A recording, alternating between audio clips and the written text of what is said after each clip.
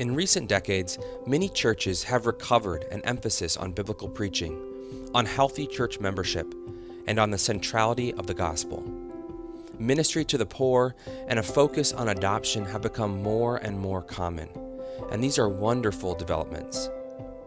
And yet, one area still remains largely in the shadows and too often neglected: the care of widows. In our interview today, I'm talking with Brian Croft, a former pastor and the founder of Practical Shepherding, a ministry focused on equipping pastors and church leaders in the essential yet often overlooked practical matters of ministry. Brian is also the co-author, along with Austin Walker, of Caring for Widows, Ministering God's Grace from Crossway. Let's get started. Well, Brian, thank you so much for joining us today on the Crossway Podcast. Hey, I'm glad to be with you. Thanks for having me. So you're the founder and director of a ministry called Practical Shepherding, which is focused on training and equipping pastors in relation to a lot of different practical areas of ministry. I wonder if you could just speak to that a little bit, because I think that connects into what we're going to talk about today. When did you found Practical Shepherding, and what's your vision for what you're trying to do there? So I've been a pastor for the last 25 years, and about 12 years ago, just out of my own pastoral ministry in the local church, training guys for ministry. So realizing, I'm in Louisville, Kentucky, so I know there are a lot of them who are at the seminary getting great theological training, but seminaries don't train pastors for ministry as far as practical ministry, and that's just kind of a reality. And so I take it upon myself that it's my responsibility as a pastor of a local church to train guys to know how to do ministry. So I just started doing that. I was taking them to the hospitals and taking them to the widows' homes and taking them to the funerals and teaching them how to do it and dragging them with me up to all these places. And I just thought I was doing what every pastor is supposed to be doing, which, by the way, I think every pastor should be doing that, but many are not. And out of that, just realized that some of them asked me to write some stuff down for them after a hospital visitation. And so I just wrote some practical notes down for them. And it eventually turned into this little book on hospital visitation called Visit the Sick. And it blew up on the internet about 10 years ago when book publishing was radically changing with the internet, as you guys at Crossway well know. And from that, it exposed this gaping hole of practical resources. So out of Practical Shepherding came out of that. We started a blog and called it Practical Shepherding, and just kind of little interactions online to talk about practical ministry and let pastors jump in and speak into the comments. And it's really how it started, and it just kept growing to the point to where we have about 25 resources now in our ministry. It's just grown to multiple staff, and those things just hit a point where I had to make a decision on whether if I wanted to let it keep growing, I needed to give all my time to it. So last year, at the end of last year, after 17 years being the pastor of Auburndale Baptist Church, I moved to a full-time role with Practical Shepherding. So over the course of the last 12 years, it's just continued to grow because the needs are great. We shifted at some point, probably 7 or 8 years, and not just training guys, not just training pastors for practical ministry, but we started caring for pastors, because who pastors the pastors? And so we teach them about a hospital visit or how to do a funeral or something, and then they'd say, by the way, I have these two people in the church that are trying to fire me, or my wife's about to leave me. Like, will you talk to me? So we started to realize there was this whole other lane to care for pastors, and so that's really the two parallel tracks really of what our ministry is at Practical Shepherding now. Yeah. When it comes to some of those tricky issues that pastors face, whether they are directed at themselves, but also even just shepherding people who are in these difficult seasons of life that require a practical know-how or an experience. Do you feel like there's been, when you think about the seminary education, are there certain trends that you've seen in terms of the training that they're getting when they come into actual pastoral ministry? Are guys expressing a sense of like, whoa, I didn't know it was going to be like this, or I feel like I'm missing this thing? Has that been the case? And if so, have those kind of the things they've shared on that front changed over the years? Most seminary presidents, and this includes Dr. Moeller, which I'm grateful for, tells students, look, we're theologically training you. You need to be in a local church, involved in ministry, learning from a pastor. So he recognizes that's the full piece of training that every pastor needs. But the reality is that a lot of students come to seminary or Bible college and they just are assuming they're going to get everything that they need. And so a lot of times what happens is they don't realize they're ill-equipped until they get into pastoral ministry and they don't know how to do these things. And of course, I almost don't blame the seminaries as much as their local churches on that, because I do think it's the pastor's responsibilities to be training guys for the ministry and to know how to do these kinds of things. Seminaries are beginning to come around a bit more with this to try to just engage with, in pastoral ministry classes and things like that. But it's still not a predominant aspect to seminary education. So it's got to come from the pastors. It's got to be learned in the local church, which is the best place to do it. So what we find is a lot of guys either get into pastoral ministry and learn the hard way, which was what I had to do, which is why this became such a passion of mine. Or they realize they're ill-equipped and they start to ask for help. And that's when they come to people like us or ministries like ours. The third option, Matt, which is really not good, is that guys get in and see they're ill-equipped. So they farm out these tasks to somebody else. They're afraid of it. So they ask deacons to go visit widows or to go to the hospitals, and instead of them as pastors. And part of that problem also is this ideological understanding of pastoral ministry is just about preaching. And preaching is a big part of it, but it's certainly not the only part. And so I think those are the three things that make a lot of young guys especially feel ill-equipped. They just almost don't know what they don't know. And then they get into it and they don't know what to do or how to do it. And so that a lot of times that's when they'll reach out to us. And of course we're glad to help, but that's a bad time to learn it. It's better to get a handle on it, certainly before you go into it, at least theoretically. Well, yeah, I wanted to get into that feeling that I think maybe all of us can resonate with a little bit. We can kind of put ourselves in the shoes of that young pastor who feels intimidated and maybe uncomfortable at the idea of having to, let's focus in a little bit on maybe the elderly, people who are widows, or they're in a hospital context or a nursing home and they're in pain, or they're on hospice, or maybe their emotional state is not great because of the things that they're kind of facing. And it feels hard. I wonder, as you think back to your early days, you mentioned that this is something that you had to learn the hard way. Can you resonate with those feelings of kind of not sure that you feel like you want to or are equipped to kind of engage in that area? Yeah, so one of the advantages I had was I always had a love for people.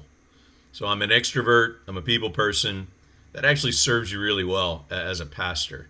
But what I didn't know is I didn't know how to care for people as well as I needed to know how. But there is an intuitiveness to the way God gifts a pastor. I think there's certain gifts that you can't learn, that God just has to give you to be called into the ministry and to be called to be a pastor in the way the New Testament describes it. One of those is that you have to, I think you have to have a love for people. To be in the ministry and to not love people, is a disaster a lot of times. So I think that was a help to me, is I just had a natural intuition and love for people. That helped the learning curve a lot.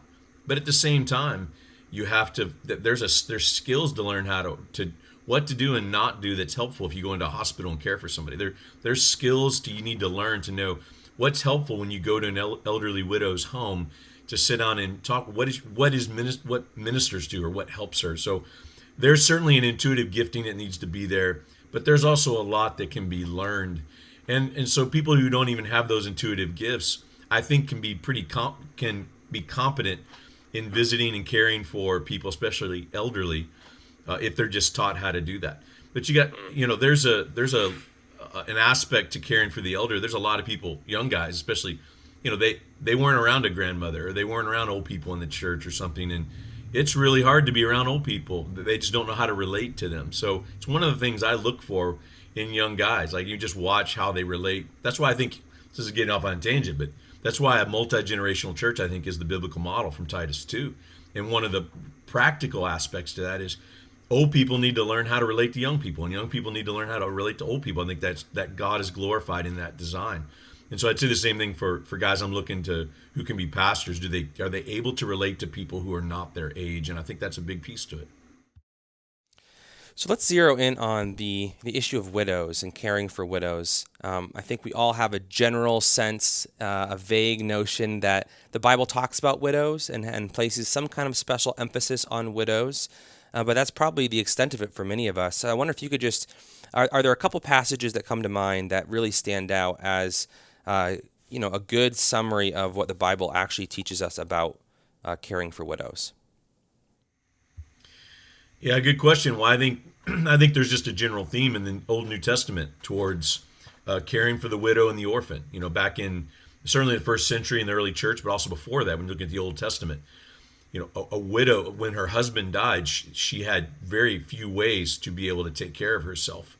They didn't have Social Security, and they didn't have, they just didn't have jobs for women to be able to go and make a lot of money. So when you see the passages in Scripture that there's a particular calling and imperatives towards caring for widows and orphans, there's a helplessness that existed there. And that shows to be true in the New Testament. You have like Paul writing to Timothy in 1 Timothy, and you have a whole chapter 5. It's one of the few categories of people in the New Testament that Paul writes to Timothy in the pastorals to say, make sure you care for these people. And in that chapter, this is who a widow is, this is who a widow is not, this is how you care for them, this is how you reach out to them. And so there are clear imperatives towards caring for widows in the New Testament. And I think just that general feel of God's heart for the poor and the orphan and the widow, the people who potentially cannot take care of themselves, that the church, that God's people are equipped and called to be able to go and care for them. And so I think what I think is ironic is the category of widow and the need for the church to care for them is all over the New Testament in different ways, and specifically in 1 Timothy, but James mentions it as well. I mean, so there's passages that address it, and yet I think it's one of the most neglected groups in all the local church in the modern day. Well, I wonder if you could maybe speak to why you think that might be. You mentioned, in our day and age, there's the advent of Social Security and a lot of social safety net programs, and even just culturally, women's roles in society, the options available to women today are very different than they were in the biblical time. And so I think I wonder if some people, I've heard this expressed, the idea that, the emphasis of the New Testament, while not irrelevant for us today, it's sort of reflecting a different era. And so maybe there's other people who would kind of be more vulnerable in our society than widows today. Do you resonate with that? Is there truth in that, or does that sort of miss a more foundational emphasis that Scripture is giving to this?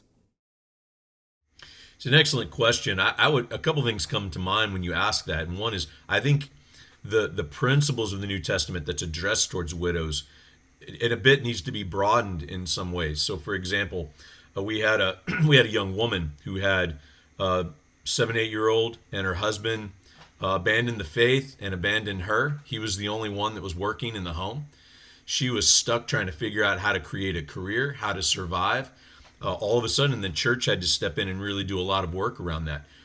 As elders, we actually considered her in the category of a widow. She was abandoned by her husband and faced a lot of the lots that widows in the first century faced. That abandonment and having no way of caring for yourself and taking care of yourself and providing and those kinds of things. So I think there's categories like that I think the spirit of the care and need of widows that's mentioned in the New Testament applies there. The second one I would say is widowers, men who have lost their spouses. The reason that there's so much of an emphasis on widows, I'm convinced, is mainly because of that, just the providing for the physical needs. And when you see it in the Psalms and the Old Testament, you see it Paul writing to Timothy as well as James writing about it. It's talking about material provision in so many ways. But there's tons of needs that widows have who lost their spouse, whether old or young. And that certainly applies to widowers. In fact, as a pastor, when I look back on all the widows and widowers that I had the privilege to care for, the widows almost seem a bit more resilient to be able to move forward in life without their husbands. I watched several husbands just kind of die slowly of a broken heart. They just never recovered when they're the They had a deep love for their wife. Their wife took care of them in so many ways, and they just never were the same. And I watched many men die of a broken heart. So the church has to step up and really care for those emotional and spiritual needs of that man. In some ways more so than some of the women who were pretty resilient through all of that. So I think those are two categories of broadening even that I think are important for modern local churches to think about. Yeah, one verse that you guys mention in the book is Psalm 68:5, where God is called a father of the fatherless, a defender of widows. And I think those kinds of verses, many of us are familiar with them. We've read them before. But as you kind of take a step back and think about that, how God is, in a very real sense, sort of defining himself along these lines and these categories. How do you think about that? What does that tell us about God's heart for widows and for orphans and for people who are vulnerable like this? Is there something kind of significant there that we should stop and pay attention to? I certainly think there is.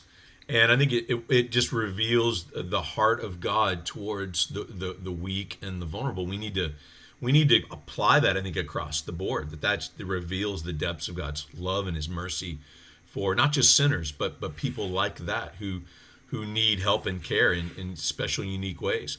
And one of the things I find fascinating is that you see that triad all throughout Scripture of the poor, the orphan, and the widow. And in the last 10 years, I've been really encouraged to see, think about this eruption on caring for the poor. Mercy ministry things have just exploded everywhere in a great way. You have care for orphan care, adoption, and how that has just sprung up in wonderful ways for the last decade. Excuse me. Where is the care of the widow? That it's almost that out of the triad that still has almost yet to see a movement arise in the church to care for widows in that way. So I do think it's a neglected area. I think it touches the very heart of God for the obvious reasons. And yeah, I think as we try to seek to know God and know who he is and know what he loves, that we need to assume those same kind of burdens. I mean, Jesus' life, and when you read the Gospels, he modeled the exact same thing and revealed the same heart of God towards these kinds of people. Do you have a theory as to why the care of widows has been, in your words, a bit neglected, even as we've seen progress on these other areas? I do have a theory. I think it's a couple things come to mind. One is there is, when you're talking about orphan care, you're talking about even caring for the poor, it can become a very exciting and vibrant ministry that shows a tangible fruit that a church can hold up and say, look what we've done. And I think that's good in a lot of ways. But what's unique about widow care is it's not the same glamorous type work. When I'm training pastors, I look, the daily grind of being a pastor is that you go and you sit alone with a widow for an hour and love and care for her in her home, maybe drink bad coffee and just love her. And then you leave that house and the only people who knew you were there is that widow and God. That's the daily grind of the ministry. It's not glamorous. It's not flashy. And I think we're less drawn, obviously, to that kind of work. So I think that's part of it. The second thing I would say is that widows, you don't want to just think elderly widow category, but oftentimes that's the case. And I'll throw that out there. That group in the church do not fight for the pastor's time the way everybody else does. So you take a pastor who's feeling pulled in all kinds of different directions. That woman is sitting back in the shadows alone in her house. And matter of fact, she doesn't want to bother the pastor. So what I'm having to do in training pastors is say you have to take the initiative and make it a priority because she will not bother you. She will not fight for your time. And Matt, I think that's one of the main reasons. If you have a pastor who gets distracted by noise and busyness and everybody who's fighting for their time, isn't everybody else in the church going to function that way? And all of a sudden you have these widows who just really sit at home, and the big chief battle of widows is loneliness. Yeah, wow. So in your book, you share the story of a woman named Tilly Roberts. She was a widow in your church who you visited regularly for years. I wonder if you could tell us a little bit about her and her story. Well, Tilly was just an amazing lady. She was a gift to be to be her pastor. She lived to be 106 years old. She was 3 months shy of her 107th birthday. She never had any children. She joked that that was the secret to longevity, and since I have 4 children, I that resonates with me. But she was witty. She was funny. This lady, she had an incredible mind, even all the way up to the point she died. So she would run into my wife at the grocery store when my kids were little, and she would look at each of my children and know their names and knew their birthdays. And I just joked about that. I remember I'd go to the pharmacy, when you go get medicine for one of the kids and they ask what's the birth date of your child. I actually just sit and think about it. I used to joke I would call Tilly to find out, to make sure that I confirm my kids' birthdays when I'd go get medicine at the pharmacy. So she was just one of those ladies, super supportive, loved the church, had her own opinions, but just picked her battles well. And everybody she was just beloved, and they loved her. She was widowed in her 60s. So she practically lived a whole nother, and never remarried. So she practically lived a whole nother life as a widow. And so I just learned a ton from her, both in just how long she lived, but also to be married, for 40 years, be widowed, and then to try to figure out how to live your life and to not aspire to remarry and all those things. She was just an amazing lady. She was one of 5 or 6 ladies in their 80s and 90s that used to go out to lunch all the time. Well, they all couldn't drive at some point in their 90s. And so I used to, at times I would get the van for my wife for the day. I'd go around, pick all these ladies up, and I'd take them somewhere to get lunch. And then I'd drive them all home and drop them off. And, it took, that took a big chunk of my day. But man, they've all gone home to be with the Lord. And just as I reflect back on those times, they're such sweet memories. And to not just spend time with Tilly, but then to be able to be with her and her friends and interact with it was, just a really special privilege as a pastor. I wonder if you could reflect on that a little bit more. I think oftentimes, even in this conversation, the emphasis is on how can pastors and other lay people minister to and care for widows and the elderly. But as you kind of mentioned there, you feel like you learned a lot from her and from her friends by watching their faith. I wonder if you could just draw out what are some of those lessons that you feel like you learned in those hours that you spent, eating lunch together at Cracker Barrel and driving to and fro at different places. Well, I think one of the things that's neglected in local churches by younger folks is they don't see the value of the older, because the younger might be more theologically astute than the older. And so, I dealt with this in spades in Louisville, Kentucky, you can imagine. A 30-year-old seminary student who knows Greek and Hebrew and knows his Bible well, and he looks at an 80-year-old widow and like, what in the world am I going to learn from her? And they look too narrow-minded at, they're not probably gonna change your view on the atonement or eschatology or whatever. You have to look at the practicality of the value and benefit of people who have lived a long life, who have walked with Jesus for 50, 60, 70 years. They maybe have and have persevered in their faith. And you live that long, you've suffered. Everybody has in a fallen world. You live that long. So to just sit and hear these women talk about their children, their grandchildren, their great-grandchildren, what it was like to be married to their husbands, and what it was like to face, the loss of their husbands and all those kinds of things. Parenting, just think of life stuff. Some of these ladies worked jobs in a time where, you're talking 50 years ago where women were not working outside the home a lot, and some of these ladies really pushed against that and were working full time, and as well as taking care of kids. So there was so much life things to learn from somebody who's older than you, and that's really the value around that. But there's something also really beautiful about hearing a simplistic but long persevering faith in someone who has followed Jesus that long and has not fallen away and has not become disenchanted or bitter with following Jesus. There's something really sweet to hear an older saint talk about walking with Jesus.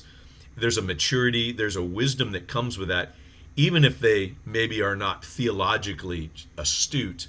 There's something to be said about how long they've walked with Jesus, and there's tons to learn around that, even for pastors, for sure. What would you say to the person listening right now who maybe feels a little bit of conviction? They feel a little bit like, there are older people in my church, or in my community that I know of that maybe I should kind of check in with and try to spend some time with. But as we kind of mentioned before, maybe the thought of that, they've never done it before, they haven't spent a lot of time around older people, it feels a little intimidating, it feels uncomfortable. Maybe these people are in a nursing home or in a hospital somewhere, and all those environments can often be so kind of unsettling if you don't have a lot of experience there. What encouragement would you offer to a person who's kind of thinking about that right now? Matt, if you allow me, I'll answer it in two ways. I first want to answer it to pastors, even that the pastors battle that they got the sermon in front of them, they got demanding meetings and things, and they know they need to go see them as well, but they're having trouble finding that. I found a tremendous amount of help in having a list of all of my members on a list and divided it up into 28 days. And I went through and prayed for each 2, 3, 4 families those days. And in a month's time, I was able to pray at least for every member. And then that became a checklist for me to get to find out when was the last time I talked to them, when was the last time I interacted with them. And that actually became a checklist for me of when was the last time I went and saw this widow, or when was the last time I talked with her, especially those who are either homebound or those who are in nursing homes and things like that. So as a pastor, I would encourage you to, you will not just naturally go, oh, I need to go see Tilly or whatever it is. You got to have a structure that reminds you that you haven't been there in 2 months and you need to make it a priority to get there. I want to say that first, just because I think pastors battle the same thing you asked for. The other reason I want to say that is to your question, church members who maybe want to engage in this ministry, first start with your pastor. Hopefully he knows these widows. And if you go and say, look, I want to actually care for Tilly or this lady, I just don't know how to do it or what to do. And any pastor worth his salt should look at them and go, I tell you what, let's go next week. I'll take you with me. If your pastor is not doing that, feel free to chastise him or send him to me. And then you need to try to find somebody else maybe who knows that lady or that man, and go through somebody who knows them. And I used to do this with my interns. I would drag them with me to visit a widow, and then next month I would send him without me. So it's just that's the best way to, one, get that person comfortable with that, but also that widow to be comfortable with some stranger showing up at their house and wanting to visit them.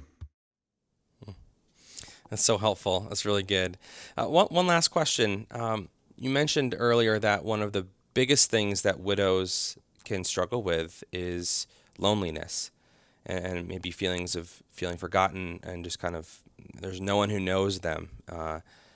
And one of the things, the practical suggestions that you mention in your book is just the simple idea of sending notes in the mail, sending cards as a way to keep up with them, especially when it's sometimes hard to find the time that might work for both parties to be together, and there might be situations in place. I think back to this pandemic that we've all been living through, where I think it's probably been harder to access people who are maybe in a nursing home than it would have been in the past.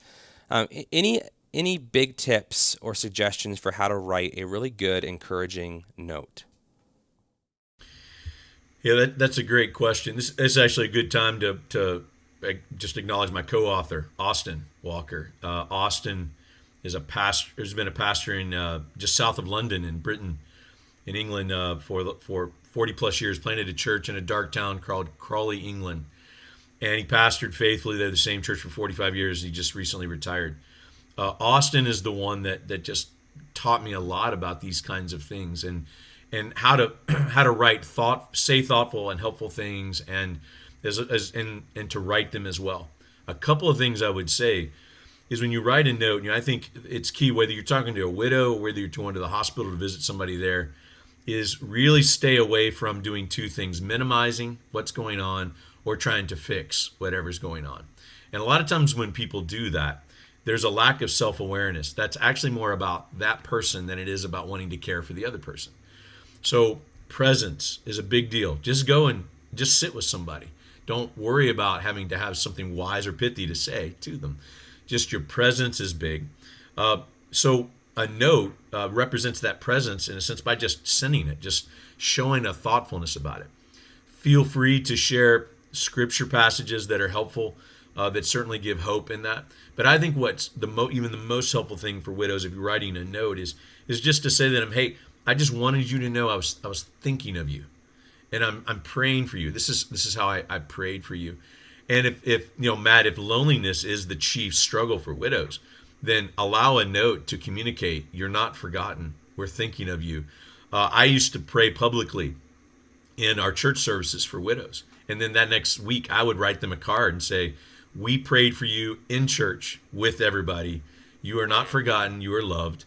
And so I think just doing things to reiterate to them that they're just not forgotten is one of the best ways to write in notes versus, hey, I'm sure things will get better. People mean well in saying that and writing that. That's not helpful generally. By the way, just in general, whether you're at a funeral home or a hospital or a nursing home, to look at somebody and say, I'm sure things will get better when you don't know that. And that usually is a response of your own uncomfortability in the moment, not necessarily what you think is going to be helpful to them. So just listen and be silent if you have to, but just remind them they're not forgotten. That's the one thing you certainly can say that's true. Well, Brian, thank you so much for helping all of us, I think a little bit more biblically, a little bit more lovingly about widows in our midst. And we appreciate you taking the time. Matt, I'm happy to. Thanks for letting me on.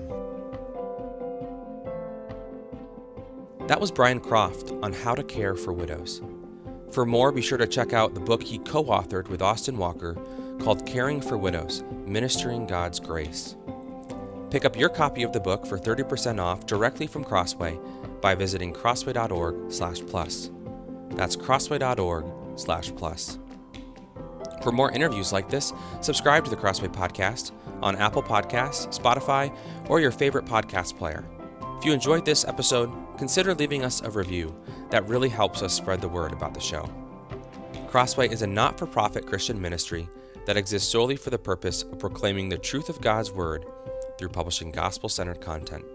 Visit us today at crossway.org.